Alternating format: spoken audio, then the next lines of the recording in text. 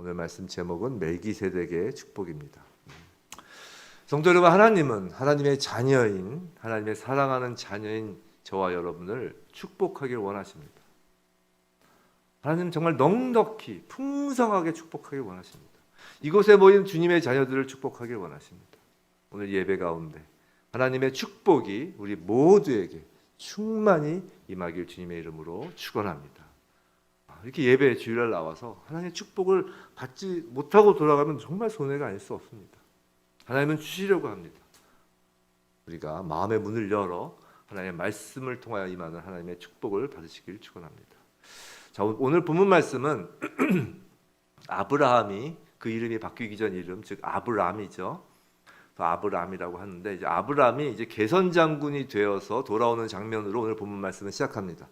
근데 본문 말씀의 배경인 창세기 그 앞에 14장 1절부터 16절까지를 그 배경을 먼저 간단히 좀 설명드리면, 이 근동 지역에 전쟁이 일어납니다. 이 성경에서 언급된 첫 전쟁인데요. 근데 이 전쟁은 단순한 국지전이 아닙니다. 요새로 치면 국가들이 연합하여 전쟁을 하는 소위 세계대전이 일어난 것입니다. 전쟁은 총 3번에 걸쳐 일어나는데요. 1절부터 4절까지가 이제 1차 대전입니다. 바벨론 지역에 있던 동방의 4명의 왕과 그 바벨론 서쪽 지역에 있는 그 소돔과 고모라 지역에 있던 서방의 5명의 왕이 이제 싸웁니다.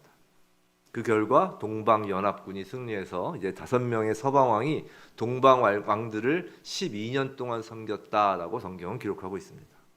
또 5절부터 12절까지가 이제 2차 대전입니다. 자, 그돌라오메를 주축으로 하는 그 동방 왕들이 여러 민족을 정복하는 과정에서 소돔 왕을 주축으로 하는 서방의 5 왕이 동방의 그돌라오메를 주축으로 하는 그 동방 왕들과 전쟁을 합니다. 2차 대전 역시 동방 왕들이 승리해서 소돔과 고모라를 약탈하고, 그 와중에 소돔에 거주하던 롯을 사로잡고 그의 재물을 노략질하였습니다. 그리고 이제 3번째 전쟁, 이 13절부터 16절까지입니다. 아브라함이 전쟁에 개입한 것입니다. 이제 지원군이 간 거예요. 아브라함은 조카 롯이 사로잡혔다는 소식을 듣고 신속하게 대응합니다. 집에서 기르고 훈련시킨 318명을 거느리고 동방 왕들을 추격하여 밤에 기습하여 조카 롯과 빼앗겼던 재물, 그리고 사람들을 다 찾아오고, 사람들이라는 건 또 포로도 포함되겠죠. 다 찾아옵니다. 성도 여러분, 전쟁이란 예나 지금이나 정말 목숨 걸고 하는 것입니다. 우리가 이렇게 전쟁이 없는 상태에 살고 있지만 전쟁이 일어나면 그 모든 것은 무너지죠. 폐허가 됩니다. 정말 목숨 거는 것입니다. 더욱이 전쟁을 수행하는 군사들은 말할 필요도 없죠. 단 한 번의 전쟁을 위하여 오랜 세월을 준비합니다. 무술을 연마하고 혹독한 훈련을 감당합니다. 사격 연습을 하고, 정말 그 군 복무 기간 요새는 한 2년 정도 되나요? 그 기간 동안 전쟁이 안 일어난다고 하더라도 단 한 번의 전쟁을 위해서 그렇게 훈련을 하는 것이죠. 이렇게 아브라함과 그의 318명도 역시 열심히 훈련을 한 자들입니다. 그렇기 때문에 실전에서 그 위력을 발휘한 것입니다. 한 몸이 된 거예요. 본문 보시면 그 길렀다 그러잖아요. 어려서부터 같이 자란 거야, 이 318명들이. 아브라함 그 가문 안에서. 그 실력이 이제 발휘된 것입니다. 전쟁에서 승리하고 빼앗긴 사람들과 전리품을 가져올 수 있었습니다. 그런 결과는 그런 평소 각고의 노력을 한 결과이죠. 자, 우리 눈에 보이는 삶의 현장은 마치 전쟁터와 같습니다. 특히 영적인 눈으로 보면 그 뱀의 후손과 여인의 후손 사이에 벌어진 전쟁에서 우린 여인의 후손편에서 싸우는 군사입니다. 그리스도는 누구나 이 땅에서 영적 전쟁을 수행하는 군사입니다. 군사이기에 훈련을 받아야 하는 것입니다. 그리스도인은 먼저 영적 훈련을 등한시하지 말아야 합니다. 말씀과 기도, 예배를 통해서 계속 훈련 받는 거예요. 새벽 예배를 드리고 또 매일 말씀 묵상을 하고 매일 쉬지 않고 정해진 시간에 기도하고, 이것이 훈련입니다. 이것이 영적 근력을 키워나가는 거예요. 이 훈련 없이 세상에 나가서 영적 전쟁을 수행한다? 결코 그럴 수가 없는 것입니다. 또한 삶 속에서의 훈련도 등한시하지 말아야 합니다. 운동선수는 연습해야 합니다.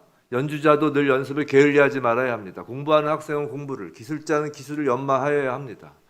우리가 기도만 하고 그런 거 아무것도 없이 다 잘 될 거라 생각하면 그건 정말 이상한 신앙입니다. 그런 영적, 육적 훈련하기를 노력해서 전쟁에 나아가 승리하는 것입니다.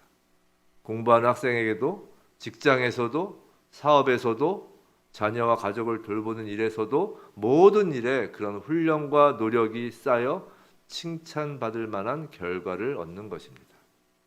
칭찬받아 마땅합니다. 자, 본문에서 아브라함은 전쟁에서 승리하여 돌아옵니다. 그리고 이를 맞이하는 두 사람이 있죠.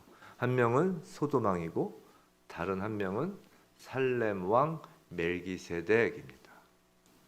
먼저 소돔 왕이 아브라함을 영접합니다. 17절이죠. 17절.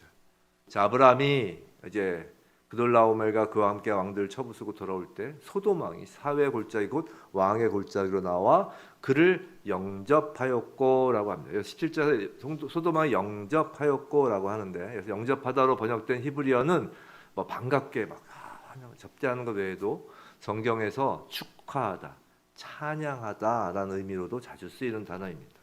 즉 소돔 왕은 아브라함을 축하하는 것을 넘어서 찬양하는 것입니다. 극진히 맞이하는 거야.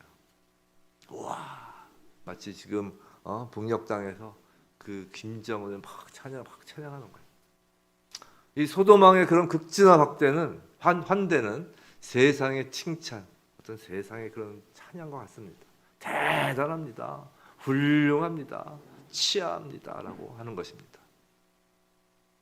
그런데 소돔 왕의 환대 뒤에는 또 다른 이유가 있습니다. 중간 부분을 건너뛰고 본문 21절을 먼저 보겠습니다. 21절 한번 읽어볼까요? 시작. 소돔 왕이 아브라함에게 이르되 사람은 내게 보내고 물품은 내가 가지라. 자, 소돔 왕이 아브라함에게 속칭 네고를 하는 거예요. 네고시에이션이라고 하죠. 네고 하는 거예요. 사람은 소돔 왕이 갖고 아브라함은 이제 전리품을 가지라는 것입니다. 자, 소돔 왕 입장에서는 당시 전쟁에서 소실된 그 노동력을 되찾는 것이 물품보다 훨씬 가치가 있었던 것입니다. 그래서 자신이 사람을 갖겠다고 합니다. 근데 생각해 보면 참으로 뻔뻔스럽게 그지 없죠. 두 번의 전쟁에서 모두 패한 주제에 아브라함에게, 전쟁에서 승리하고 돌아온 아브라함에게 어떤 뭐 부탁을 하는 지금 뉘앙스가 아닙니다. 마치 물품도 자신이 가질 것인데 원래 자기 거였는데 그건 아브라함에게 마치 이렇게 자신이 주는 것 마냥, 본문에서 뭐라고 해요? 가지라 라고 하는 것입니다. 제가 가져도 될까요가 아니라 너가 가져라 라고 하는 거예요. 부탁하거나 간청하는 것이 아니라 명령하고 마치 시혜를 베푸는 것처럼 말입니다. 참으로 뻔뻔하죠. 자신의 군사들을 이끌고 가서 쟁취한 그 승리의 결과물이기 때문에 아브라함 입장에서는 무척 불쾌했을 것입니다. 그렇지 않겠어요? 아브라함도 사람인데 마음 같아서는 지금 소돔 왕과 한판 전쟁을 다시 벌일 만도 합니다. 이것이 어디서, 그러면서 저만 그런 생각을 하는 걸까요? 아닐 겁니다. 이것이 세상 속에서 벌어지는 이전 투구가 바로 이런 모습일 것입니다. 조금이라도 손해보기 싫고 또 누군가 뻔뻔하게 나서서 내 것을 자기 것이라고 하면 열불이 나는 것입니다. 그러면서 막 다투는 것입니다. 뺏으려 하고 빼앗기지 않으려 하고 더 뺏으려고 하고 손해보지 않으려고 하고, 이게 세상 속에서 이전 투구죠. 그런데 아브라함은 그러지 않았습니다. 23절에 나와요. 23절. 아브라함이 한 말이에요. 내 말이 내가 아브라함으로 치부하게 했다 할까요? 내가 속한 것은 실 한오락이나 들매끈 한 가닥도 내가 가지지 아니하리라. 쉽게 말해 이런 말입니다. 소돔 왕 네가 한 말이 치사해서 네가 동방 왕들에게 빼앗겨서 본래 네 것이라고 하는 것도 내가 하나도 갖지 않겠다라고 하는 것이죠. 너하고 전리품 가지고 네 것 내 것 다투면서 나도 너와 똑같은 인간 취급 받을까 싶으니까 너 다 가져라 라는 거예요. 근데 그렇다고 아브라함이 감정이 격해져서 그런 말을 하는 것도 아닙니다. 그 다음 절 24절을 보면 오직 젊은이들이 먹은 것과 나와 동행한 아넬과 에스골과 마므레의 분깃을 제할지니 그들이 그 분깃을 가질 것이니라 라고 해요. 이게 무슨 말이에요? 자신이야 하나도 가지지 않을지라도 나와 같이 고생한 다른 사람들 것을 다 챙겨주는 거예요. 그런 냉정함을 잃지도 않고 있습니다.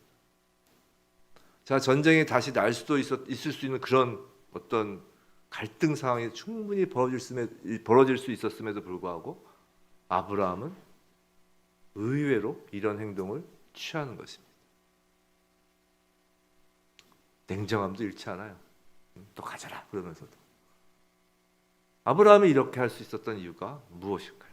아브라함이 원래 그렇게 통도 크고 뭐 대범하고 뭐 지혜롭고 그런 인물이었기 때문일까요? 절대 그렇지 않습니다. 아브라함이 누군가요? 아브라함은 바벨 지역의 그 번화한 도시인 우르에서 살아왔던 태생부터 경쟁과 이기주의에 익숙한 도시인이었습니다. 뭐 도시인이라고 하면 예나 지금이나 비슷했겠죠. 또 애굽에서 자기 아내를 누이라고 속일 정도로 어찌 보면 좀 존팽이와 같은 인물입니다. 자, 오늘 본문 말씀이 이제 전개되는 그 순서가 그래서 중요합니다. 소돔 왕의 그 환대와 이후 소돔 왕이 뻔뻔스럽게 나누자라는 그 말 사이에 멜기세덱이 등장하는 것이 중요한 것입니다. 그 중간에 멜기세덱을 아브라함이 만나지 않았다면 아브라함도 보통의 세상 사람과 그다지 다르지 않았을 것입니다. 그 중간에 멜기세덱의 축복을 받지 않았으면 아브라함도 아웅다웅 서로 다투며 정말 전쟁이라도 벌어질 수 있었던 것입니다. 소돔 왕의 영접에 뒤따라 멜기세덱이 나타나는 장면입니다. 18절부터 20절이죠. 자, 근데 20절을 한번 보시면 멜기세덱이 아브라함에게 하는 말은 사실 전쟁에서 이기고 온 게선 장군에게 하는 말로 보기엔 좀 뭔가 이상합니다. 자, 너희 대적을 내 손에 붙이신 지극히 높으신 하나님을 찬송할지로다라고 하는 거예요. 우리를 가우뚱하게 하죠. 지금 멜기세덱의 19절 말이나 20절 말이나 뭐 아브라함을 칭찬하는 말이 없어요. 칭송하는 말이 없잖아요. 우리 한번 생각해봐. 이렇게 전쟁에서 승리하고 큰일을 해낸 사람을 맞이하러 나가면서 뭐 무슨 말을 하는 것이 일단 정상적인가요? 무슨 일이 잘 되면 무슨 말을 해야 돼요? 축하합니다 라고 하는 거죠. 근데 축하한다는 얘기가 없어요. 축하한다. 뭐 대단합니다. 잘했습니다. 칭찬이 없어요. 칭찬과 축하의 말을 하는 것이 상식인데 그런 것이 없습니다. 사실 오랜 세월 인내하고 훈련한 것을 칭송해야 예의이죠. 예의. 소돔 왕은 아브라함을 그렇게 영접했죠. 뭐 그보다 더한 찬양까지 했잖아요. 근데 멜기세덱은 어찌 보면 게선 장군에게는 어울리지 않는 말을 하고 있는 것입니다. 너희 대적을 내 손에 붙이신 지극히 높으신 하나님을 찬송할지로다. 아브라함한테 너 찬송해라 라고 하는 거예요. 지금 아브라함이 아니라 하나님을 찬송하라는 것입니다. 지금 멜기세덱은 소돔 왕의 그 영접, 그 찬양과 가까운 그 영접에 잔뜩 어깨가 힘이 들어가 있고 하늘 높은 줄 모르고 우쭐한 마음을 갖는 아브라함에게 이렇게 말하는 것입니다. 아브라함, 전쟁에서 이겼다고 어깨에 힘이 잔뜩 들어갔느냐? 목에 힘 들어갔느냐? 자, 오랜 세월의 인내와 훈련으로 얻은 그 결과가 정말 자랑스럽냐, 네가? 그런데 당신이 전쟁에서 승리한 건 그 대적을 하나님께서 당신 손에 붙여서 그런 거다. 목과 어깨에서 힘 빼 그런 거예요. 힘 빼. 다 하나님이 승리케 하신 것이다 라고 하는 것이죠.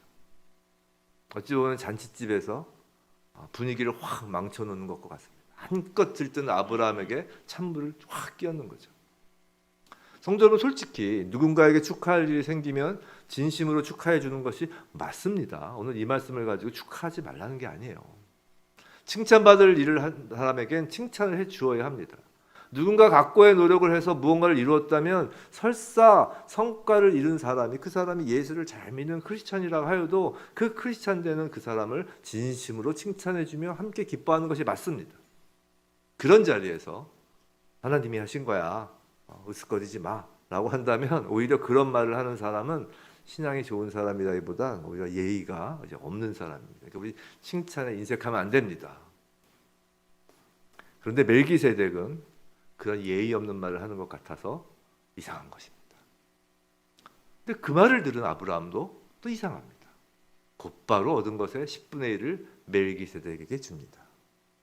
왜일까요? 그건 18절 멜기세덱이 누구인지의 답이 있는 것입니다. 그리고 19절 그가 한 축복의 답이 있습니다. 먼저 18절에서 소개하는 살렘왕 멜기세덱이 누군지를 보겠습니다. 살렘왕 그리고 하나님의 제사장이라고 소개되고 있습니다. 이에 대해서는 많은 학자들의 견해가 있습니다. 이거는 멜기세덱이 실존하지 않았던 인물이 아닙니다. 실존하는 인물이에요. 지금 318명이라고 지금 성경에서 기록한 건 이게 실제 사건이라는 거예요.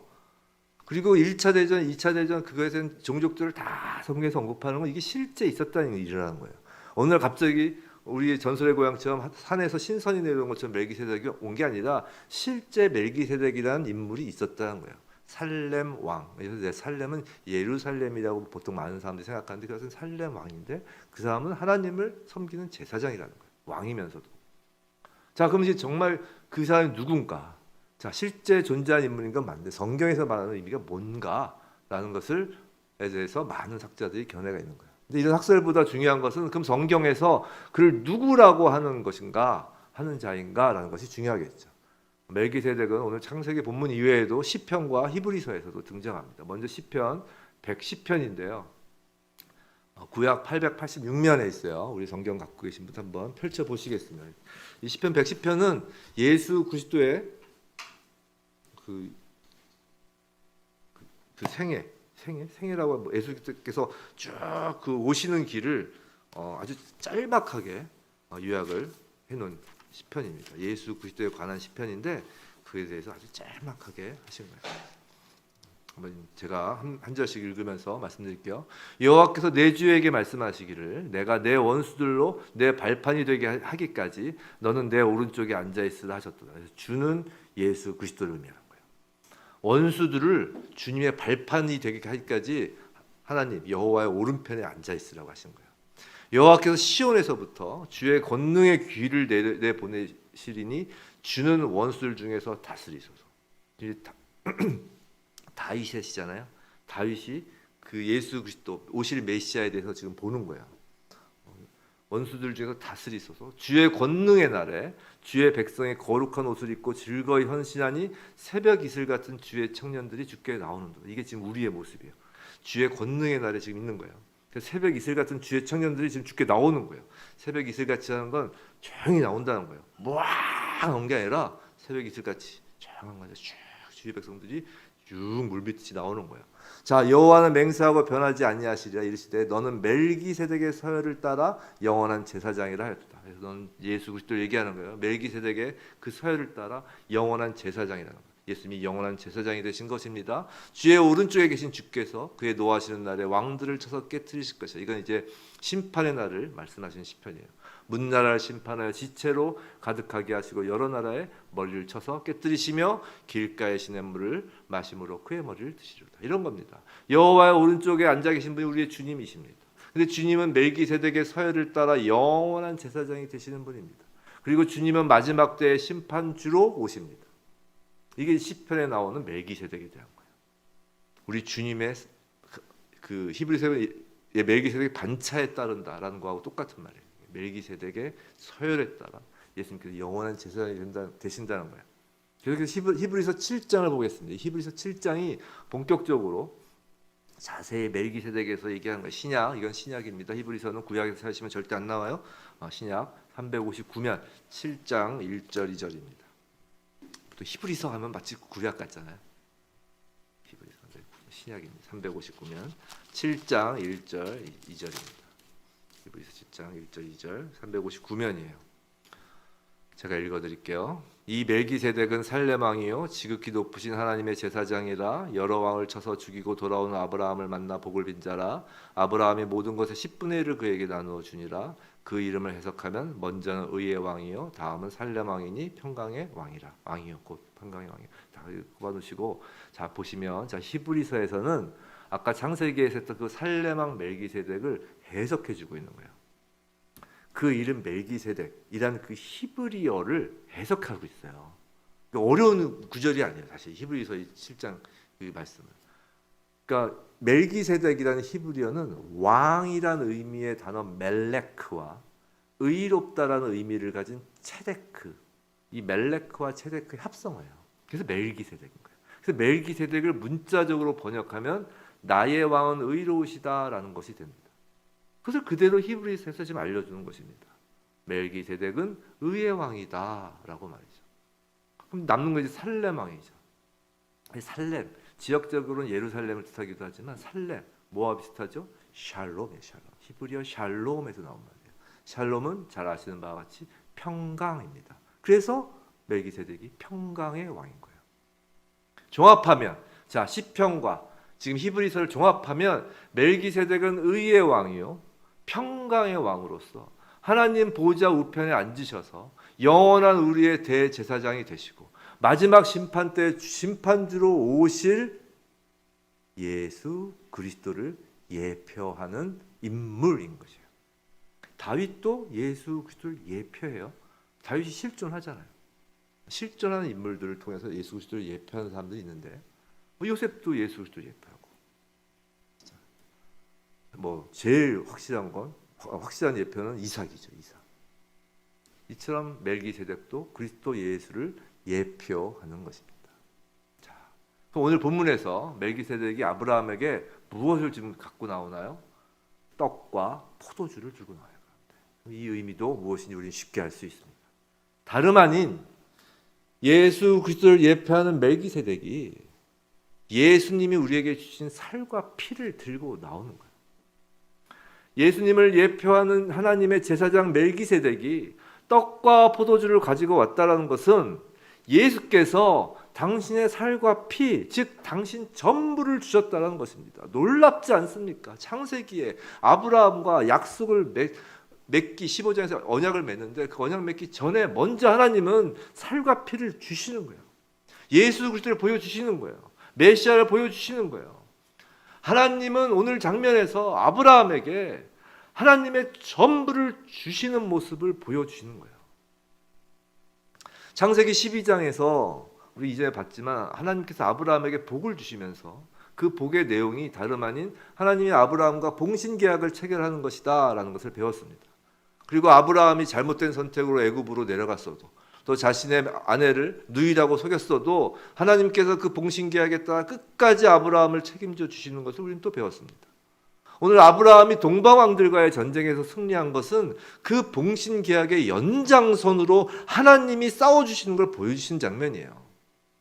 아브라함의 손에 대적을 붙이신 분은 하나님이시다라는 것이죠. 승리의 주역은 아브라함의 주인 되시는 하나님이신 것입니다. 세상 왕의 봉신계약과 하나님의 봉신계약은 전혀 질적으로 다른 것입니다. 세상 왕은 힘의 논리로 신하되는 그 왕을 지배하고 복종시키는 관계라면 하나님은 힘의 논리가 아니라 하나님 아버지 사랑의 논리로 우리들을 끝까지 책임지시고 도와주시며 전쟁터 같은 삶 속에서 승리를 가져다 주시는 봉신계약인 거예요. 그런데 거기서 끝이 아니라는 것입니다. 하나님은 우리를 도와주시는 것에서 끝나시는 분이 아니라는 거예요. 하나님 당신을 우리에게 내어주시는 분이라는 것입니다. 성도 여러분, 하나님은 우리에게 복 주시기를 원하십니다. 하나님이 지켜주시고 도와주시는 것, 그것은 분명히 하나님이 우리에게 주시는 복입니다. 그런데 하나님께서 우리에게 주시는 복 중의 복은 다름 아닌 하나님 자신을 내어주시는 것입니다. 예수 그리스도를 주시는 거예요. 하나님 보좌 우편에 앉아 우리를 위해 대제사장으로 계시는 주님은 그저 우리를 위해 기도하시고 도와주시는 분 정도가 아닙니다. 자신을 우리를 위해 희생제물로 내어주신 분이에요. 바로 예수 그리스도 자체가 복인 것입니다. 멜기세덱이 떡과 포도주를 가지고 나오는 것처럼 말입니다. 성도 여러분, 예수 그리스도를 믿어 받는 복을 단순히 전쟁에서 승리하여 얻는 전리품 정도로 생각하지 않으시길 바랍니다. 예수 그리스도를 믿어 받는 복을 그저 천국행 티켓을 얻는 것이라고 생각하지 마시기 바랍니다. 예수 그리스도를 믿는다는 것은 예수를 복으로 받는 것이에요.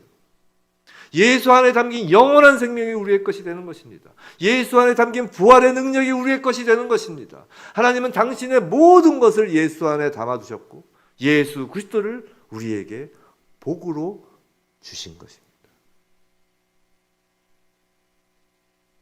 19절에서 멜기세덱은 아브라함을 축복합니다. 우리 19절 한번 본문 다시 펼치시고 한번 읽어볼까요? 19절 이 복을 한번 읽어보죠.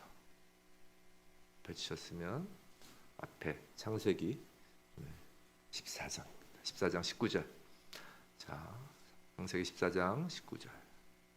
자, 함께 읽을까? 시작. 그가 아브라함에게 축복하여 이르되 천지의 주제이시오 지극히 높으신 하나님이여 아브라함에게 복을 주옵소서. 여기에 읽을 때 우리 아브라함에게 복을 주옵소서를 각자의 이름을 붙여가면서 한번 더 읽겠습니다. 그가 누구에게 축복하여 이르되 천지의 주제이시여 지극히 높으신 하나님이여 남인자에게 복을 주옵소서. 각자의 이름을 붙이십시오.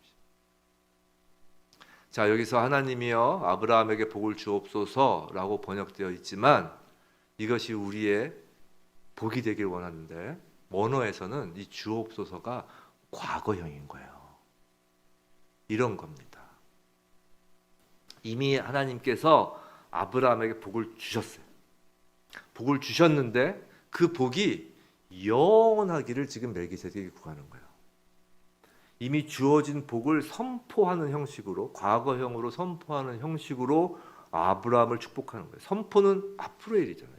아니, 과거의 일도 선포가 되죠. 근데 과거에 복을 주셨음을 선포하면서 과거부터 영원까지를 지금 선포하는 거예요. 하나님의 복, 하나님의 지켜주시고 도와주심을 넘어 하나님 당신, 하나님 자신을 내어주신 그 복이 이미 임하였고 영원할 거라는 거예요.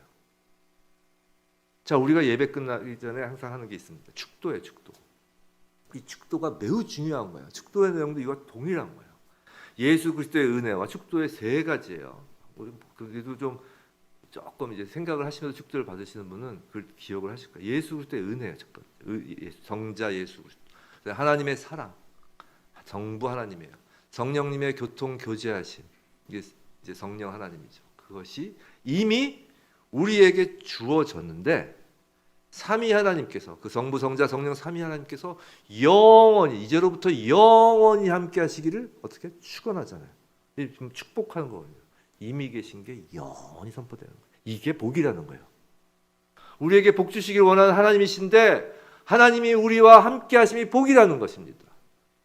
성자 예수 그리스도와 성부 하나님과 성령 하나님이 함께 하시는 게 복이라는 거예요. 그래서 축도할 때 그렇게 축도하는 거예요. 그만한 복이 없다. 최고의 복입니다. 멜기세덱의 축복을 그렇게 구한 후에 멜기세덱은 매우 중요한 축복의 원리를 아브라함에게 더하여 알려줍니다. 그것이 그 다음 절 20절 너희 대적을 내 손에 붙인 하나님을 찬송하라는 거예요. 그 복을 받은 아브라함 입장에서 할 것이 있다는 거예요. 멜기세덱은 지금 아브라함을 칭찬하는 게 아니라 계속 아브라함에게 축복하고 그 축복이 이어지기를 원하는 거예요. 정말 아브라함을 사랑하는 거예요.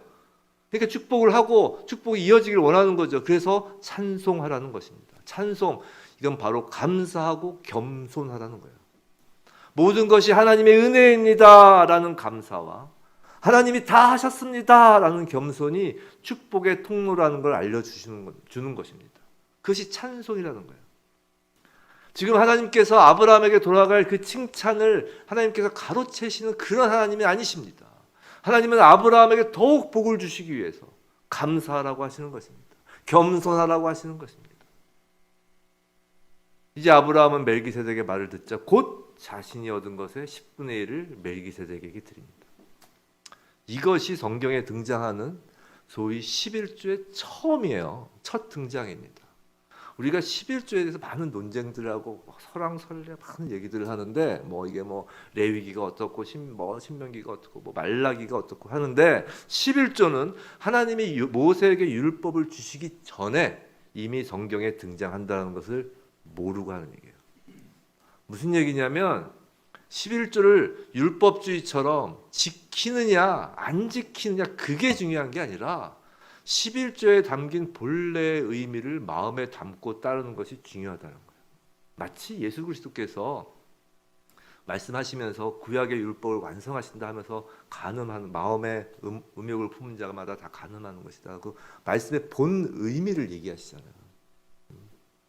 11조도 그 본 의미를 아는 게 중요해요.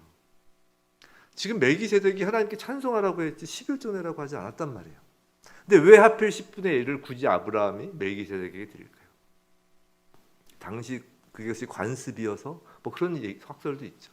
아니면 그 정량적인 10%라는 숫자가 중요해서 그런 것이 아닌 거예요.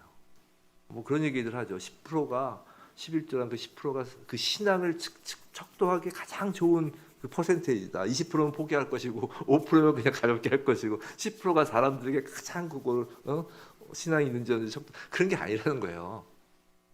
하나님이 10%하고서 너가 믿음이 좋은가 안 좋은가 이렇게 시험해보자 이런 게 아니라는 것이죠. 하나님 그러신 분 아니에요. 왜 10분의 1이냐? 히브리어에서 숫자는 단순히 수 이상의 의미를 담고 있어요. 그런데 1이라는 숫자는 제가 예전에 한번 말씀드렸지만 이게 하나라는 숫자적 개념과 함께 대표성을 의미하는 숫자예요. 전체를 의미하는 숫자예요. 그래서 첫 소생, 우리가 매해 첫 해 첫 소생, 첫 것을 드린다라는 것은 가장 귀한 것을 드린다는 의미도 되지만 나머지 전체를 대표해서 드린다는 거예요. 그래서 애굽에 그 재앙을 줄 때 첫 것을 다 죽이시잖아요. 그럼 뭐냐면 첫 것만 죽이겠다가 내가 너 다 죽였다는 거예요. 애굽사들 다 죽였다라는 의미가 첫 것을 죽였다는 거예요. 첫 아이를 죽였다는 거예요. 전체를 대표한다는 것입니다. 그래서 10분의 1이라고 할 때 1은 나머지 그 전체를 포함하는 의미입니다. 지금 아브라함이 10분의 1을 드렸다는 건 단순히 10분의 1을 드렸다는 게 아니라 전체를 드렸다는 거예요. 다 드린 거예요. 다 드렸다는 것은 다 하나님 것이라는 것입니다. 모든 소유가 만왕의 왕이신 하나님 것임을 인정하는 고백인 거예요. 시편 24편 1절 이런 말씀이 있어요. 시편 24편 1절에 땅과 거기에 충만한 것, 세계와 그 가운데 사는 자들은 다 여호와의 것이로다. 다 여호와의 것이에요. 여호와의 것이 아닌 하나님 것이 아닌 것이 단 하나도 없어요. 그 하나님이 그 하나님의 모든 것을 담은 예수 그리스도를 우리에게 주신 거예요. 하나님은 우리를 도우시는 분 정도가 아니라 아들을 주신 분입니다. 제발 11조 하시면서 소득의 10분의 1을 하나님께 드렸으니까 지금부터 지금보다 더 도와주시고 물질적 부여를 달라라는 식으로 D라는 드렸잖아요. 주셔야죠. 이런 식으로 하나님께 약속을 받아내는 것이 아니라는 거예요. 11조는. 11조는 당신의 전부를 우리에게 주신 주님께 드리는 감사의 표시예요. 내 것이 없고 내가 한 일이 없다라는 것에 겸손의 표시인 거예요. 11조를 내면 일이 잘 되고 11조를 안 내면 일이 잘 안 되고 그런 식으로 하나님의 복을 세상 우상의 기복으로 바꾸지 않기를 원합니다. 하나님 이미 다 주셨어요. 예수 그리스도를 우리에게 주셨기 때문에 다 주셨어요. 11조를 내건 11조를 안 내건 하나님의 자녀에게는 다 주신 거라고요. 11조를 내면 일이 잘 되고 안 내면 일이 그런 게 아니란 말이에요.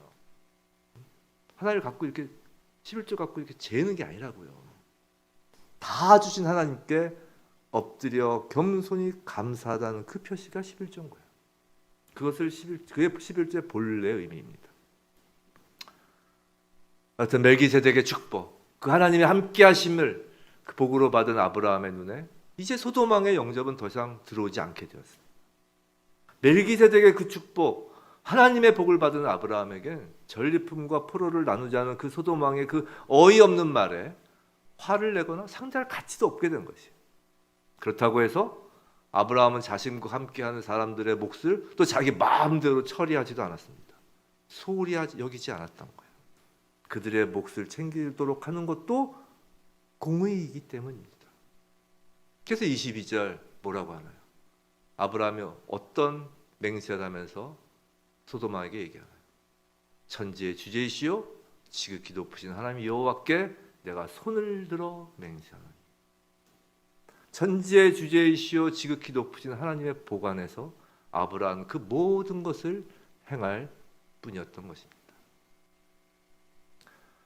사랑하는 성도 여러분, 하나님의 복을 받을이 아니라 이미 받은 우리는 더 이상 세상의 칭찬과 환대를 기대하며 살지 않습니다. 그럴 필요 없습니다. 너무 아웅다웅하면서 다툴 필요 없습니다. 다 하나님의 것이고 하나님이 다 하신 일이기 때문입니다. 그렇다고 세상 삶을 다 내팽겨치라는 것이 아닙니다. 건강한 신앙인은 아브라함처럼 자신의 식솔의 정당한 몫은 확보하는 것입니다. 사랑하는 성도 여러분, 우리는 멜기세덱의 축복, 우리 대제사장이신 예수 그리스도의 축복을 받은 그리스도입니다. 예표로서의 멜기세덱, 그보다 더 본질적인 예수 그리스도의 축복을 받은 그리스도입니다. 이미 받은 자예요. 이미 산 자입니다. 이미 주님의 살과 피를 받은 자예요. 세상의 왕, 소돔 왕 같은 세상 왕의 영접 따위는 우리에겐 상관이 없습니다. 우리에게 가장 귀한 복은 예수 그리스도입니다. 우리는 이 땅에서 하나님의 축복을 이미 받은 그리스도입니다. 무엇이 두렵고 무엇이 위축될 것이 있습니까? 날마다 우리에게 오시는 그 성령의 복으로 담대하고 자유하고 여유로울 수 있는 것입니다. 부디 그렇게 이 땅에서의 인생길을 모두 마치고 모든 전쟁을 끝내고 돌아가는 우리를 두 팔 벌려 맞아주시는 우리의 멜기세덱, 예수 그리스도의 품에 안기는 것, 복 중에 복의 자리에 들어가는 저와 여러분에게 주님의 이름으로 축원합니다.